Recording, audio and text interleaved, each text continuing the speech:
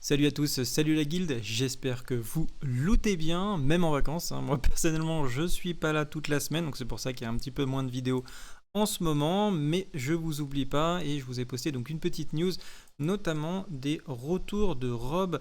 Pour ceux qui se souviennent, c'est un très gros créateur de contenu allemand spécialisé dans les barbares et qui a une communauté principalement anglophone.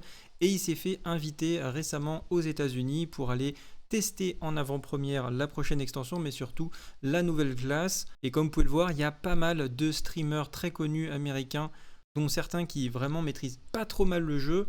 Et je trouve ça très très positif pour l'avenir de Diablo 4, puisque je pense qu'ils vont pouvoir échanger directement avec les développeurs, et à mon avis ça aura un impact assez important sur les prochaines saisons à venir. Et vous allez voir dans ce, on va dire, mini preview de patch, il y a des choses vraiment très très sympathiques pour la saison 5. Comme toujours, vous êtes nombreux à regarder régulièrement mes vidéos sans être abonné, donc pour soutenir la chaîne et ne pas manquer les mises à jour, n'oubliez pas d'exploser ce bouton rouge, d'activer la cloche. Sur ce, c'est parti. Donc pour toutes ces notes qui ont été prises par Rob, eh bien on a pas mal de choses très très intéressantes comme je disais. Donc on a eu des changements un peu généraux sur la montée en puissance des statistiques pour compenser les emplacements supplémentaires d'objets pour le barbare et le voleur. Et donc du coup vous allez avoir par exemple les nécronanciens, les sorciers qui vont prendre plus de pourcentage de dégâts supplémentaires en fonction de leur caractéristique principale. Avant c'était tous les 10 d'intelligence, maintenant ça sera tous les 8 d'intelligence. Pareil pour les druides, ils vont avoir également une montée de puissance plus importante qu'auparavant. Les voleurs prendront aussi une montée légèrement inférieure, mais quand même un petit bonus par rapport aux barbares. Et surtout très très intéressant, on a une augmentation des gains d'XP très importante de manière générale par rapport au niveau des monstres. Et ça c'est très intéressant pour dire eh bien plus vous allez vous mettre rapidement en difficulté, mais également plus le bonus d'XP sera important. Par conséquent, vous lancez contre des monstres qui seront beaucoup plus haut niveau que vous, ça sera plus dangereux, mais vous prendrez aussi beaucoup plus d'expérience. Par exemple, Rob a noté qu'on prenait 1,5% d'XP en plus par niveau bonus supplémentaire par rapport à votre niveau de personnage. Donc ça veut dire que des monstres qui ont plus 100 de différence, vous prenez jusqu'à 150% d'XP, mais ça peut aller encore plus haut. Et oui, évidemment, pour le boosting, ça va être assez incroyable. Comme toujours, vous retrouverez l'article en description si vous voulez le relire. Il y a pas mal de choses donc je pourrais passer à côté dans cet article, mais vous pourrez le relire au calme par la suite. On a le consommable Psycho-Cage Impie qui permettait de booster en fait le niveau des vagues infernales. Et bien ça sera maintenant de base et directement intégré dans la vague infernale. Autre très très bonne nouvelle, eh bien les enchantements ne coûteront plus de souffle d'ange. Ça c'est vraiment bien parce que c'était très fatigant. Le seul moyen de les obtenir c'était en vague infernale. Et comme vous en aviez besoin également pour fabriquer vos élixirs, c'était assez embêtant de devoir les consommer pour ces deux sources différentes. Donc maintenant ça sera uniquement principalement pour les élixirs et les enchantements n'en auront plus besoin. Il y a aussi pas mal de changements sur les cœurs funestes pour faire les invocations. Eh bien ça a été un petit peu nerfé, vous en récupérez moins tout simplement dans les coffres de Helltide. Néanmoins, les invocations seront moins gourmands dans le cœur puisque en T1 et en T2, eh bien, vous aurez besoin que 2 cœurs, ce qui est plutôt intéressant, notamment quand vous êtes en phase de leveling. Ça vous coûtera pas trop cher comme ça pour aller faire des invocations et choper un petit peu d'équipement. Néanmoins, pour la fin de jeu, ça sera un petit peu plus compliqué. Ça redonne un avantage pour les groupes qui vont pouvoir partager leurs invocations.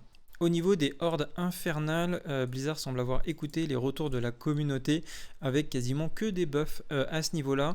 Principalement, les récompenses donc des hordes infernales ont été augmentées de manière significative. Alors évidemment, significative, tout et rien dire. Il faudra le tester tout simplement pour savoir si effectivement les loots sont très intéressants. Je pense qu'ils ont quand même bien augmenté l'intérêt de cette activité et que ça sera beaucoup plus rentable. D'ailleurs, on voit aussi qu'ils ont nerfé le coût d'ouverture du coffre d'équipement supérieur. Donc, il coûtait 250, il est passé à 60. Et en plus de ça, le coût des coffres, des autres coffres a également été réduit. Ils ont réduit aussi le temps des vagues de 90 à 60 secondes, ce qui devrait dynamiser l'événement en augmentant aussi le nombre de monstres par vague. Le drop d'éther brûlant a été doublé. Les familiers pourront looter les éthers brûlants à votre place. La santé des boss a bien été réduite puisqu'apparemment elle était buggée sur le PTR. Et vous pourrez vous attendre à un tier 9 et un tier 10 qui devraient être ajoutés sur le patch mi-saison, puisque sur le PTR ça s'arrêtait au niveau 8.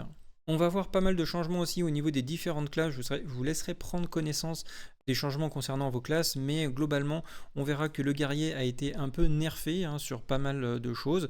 Concernant le druide, on a quasiment que des buffs sur la plupart des compétences. On voit que morsure rabique naturelle est désormais de base et intégrée dans le sort, qui vous fera probablement économiser un point de talent à ce niveau-là. Peut-être qu'on aura un nouveau point de talent disponible également. Et on a pas mal d'augmentations sur les différents passifs. Pour le nécromancien, je note que bain de sang, qui a un coefficient multiplicateur d'accablement, qui était déjà assez puissant puisque on l'avait sur le build Esprit d'os et où je vous avais fait une vidéo pour ce build là de la saison 5 qui va être très fort à mon avis. Et bien ce nœud légendaire en fait partie et il passe de 35 à 70%, ce qui ne manquera pas de lui donner encore plus de puissance. Également le voleur voit un buff assez significatif sur la rafale qui était déjà au centre de builds très performants sur la saison 4 et on pense que sur la saison 5 on aura des builds très sympathiques également à base de rafale. Je vous ai pas fait encore de build pour la saison 5 mais j'ai déjà un build rafale qui marchait très bien, donc du coup je verrai si on peut vous le porter sur la saison 5 et je pense qu'il n'y aura pas de souci à ce niveau là. On a un buff aussi au niveau des dégâts de base des hydres, ce qui peut être pas du tout dégueulasse puisque c'est vraiment les dégâts de base, donc ça peut sur les coefficients multiplicateurs faire que les druides gagnent pas mal de dégâts. Et on avait vu que sur le PTR il y avait de la saison 5 il y avait des builds assez intéressants déjà avec les hydres, donc affaire à suivre à ce niveau là. Et ensuite on a pas mal de passifs qui sont buffés chez la sorcière. C'est assez difficile de dire est-ce que ça suffira, mais pour l'instant pas de nerf particulier. Il y a pas mal d'aspects aussi qui sont en cours de modification dont on n'a pas eu le retour. Voilà, donc comme je disais, globalement c'est quasiment que des bonnes nouvelles. Il faudra attendre le patch officiel pour être évidemment fixé sur tous ces changements, même si le plus important reste les changements sur les hordes infernales. Ah oui, aussi très important, j'ai oublié de vous le préciser, mais les debuffs cumulatifs qui augmentent les dégâts reçus après avoir été touché par une capacité d'un boss va bien rester dans la fosse, donc c'est quelque chose qui rendrait sceptique pas mal de monde lors du PTR de la phase 5, mais Blizzard a envie apparemment de tester ce nouveau système. Donc faudra adapter évidemment les builds et votre gameplay, et il est possible qu'on puisse moins push la fosse sur la prochaine saison tout simplement parce qu'on va être limité par les boss. Si on a des combats trop longs, on risque de tout simplement pas pouvoir gérer les capacités à moins de toutes les éviter, ce qui est pas forcément évident pour toutes les classes. Bref, voilà, c'est tout pour aujourd'hui. J'espère que cette petite news mode vacances vous aura fait plaisir. Si c'est le cas, likez et partagez. On se retrouve évidemment très bientôt sur le setup habituel avec pas mal de Diablo 4 mais aussi Ashes of Creation qui pointe le bout de son nez. Sur ce, salut à tous, salut la guilde, ciao bye.